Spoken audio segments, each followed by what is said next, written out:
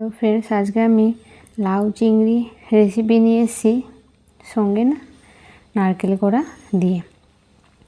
দেখো, লাউটা আমি আগে এরকম সরু সরু করে কেটে রেখেছিলাম, সিদ্ধ করে নিচ্ছি।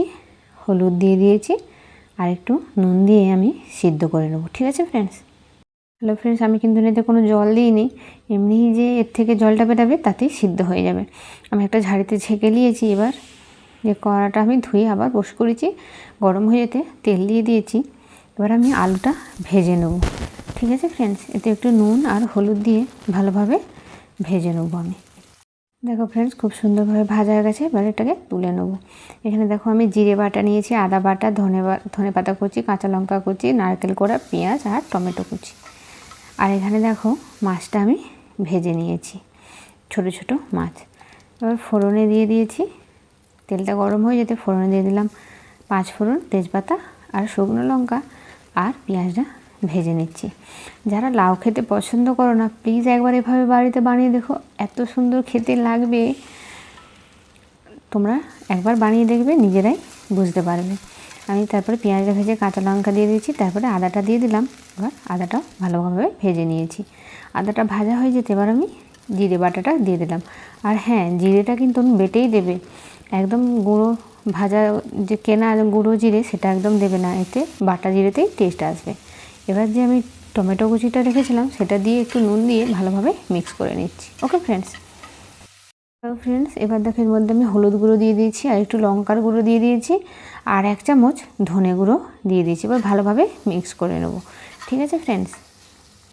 দেখো ফ্রেন্ডস, খুব সুন্দরভাবে মিক্স হয়ে গেছে। এবার আমি কুচনো ধনে পাতা একটু দিয়ে দিলাম। এবার ওটাকেও ভালোভাবে মিক্স করে নেব। দেখো ফ্রেন্ডস, আমার কিন্তু মশলাটা থেকে তেল ছেড়ে গেছে। এবার আমি যে লাউটা সিদ্ধ করে রেখেছিলাম ঝাড়িতে, সেটা আমি দিয়ে দিলাম।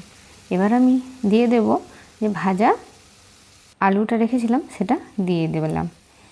খুব সুন্দর রেসিপি, সহজ রেসিপি। প্লিজ একবার এভাবে বাড়িতে বানিয়ে দেখো। এবার মশলাটার সাথে আমি এগুলো মিক্স করে নেবো। আর এত সুন্দর, যারা লাউ খেতে ভালোবাসো না তারা প্লিজ একবার এভাবে বাড়িতে বানিয়ে দেখো। আমি আশা করছি তাদের খুব সুন্দর লাগবে। আমরা তো প্রতিদিন মাছ মাংস খাই না, সবজিও আমাদেরকে খেতে হয়। তো এভাবে বাড়িতে বানিয়ে দেখবে, খুব সুন্দর লাগবে। এবার যে মাছটা ভেজে রেখেছিলাম সেটা দিয়ে দিলাম। এবার মিক্স করে নেবো। একটা সহজ রেসিপি, কিন্তু দারুণ টেস্টি। Okay friends?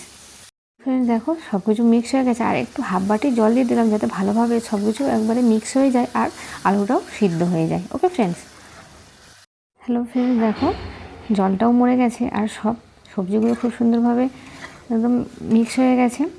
আর এবার দিয়ে দিলাম যে নারকেল কোড়া রেখেছিলাম, তার অর্ধেকটা দিয়ে দিলাম, দিয়ে ভালোভাবে মিক্স করে নিচ্ছি। ব্যাস, রান্না আমার কমপ্লিট প্রায়। এবার আমি হাফ চামচ দিয়ে দেবো গরম মশলা আর 1 চামচ ঘি। আর এটা লাউ বানিয়েছি, তাই একটু না চিনি দিলে এর স্বাদটা আসবে না। চিনিটা একদম অপশনাল, তোমরা চাইলে নাও দিতে পারো, কিন্তু চিনি না দিলে লাউয়ে স্বাদটা ভালো লাগবে না, তাই 1 চামচ চিনি দিতে হবে। দেখো, রান্নাটা আমার কমপ্লিট হয়ে গেছে। এবার আমি সার্ভ করে দিয়েছি। আর যে কিছুটা ছিল কোরানো নারকেল, সেটা আমি দিয়ে দিলাম উপর থেকে। আর দেখো, দেখতে এত সুন্দর হয়েছে, আর খেতেও কিন্তু খুব টেস্টি। তোমরা চাইলে এর সাথে ভাজা বাদামও দিতে পারো, আমি এখানে বাদামটা স্কিপ করেছি। ওকে ফ্রেন্ডস, এরকম সুন্দর সুন্দর রেসিপি পেতে প্লিজ তোমরা পাশে দেখো, সাথে দেখো, আর প্রচুর পরিমাণে ভালোবাসা দিও। ওকে ফ্রেন্ডস, ধন্যবাদ।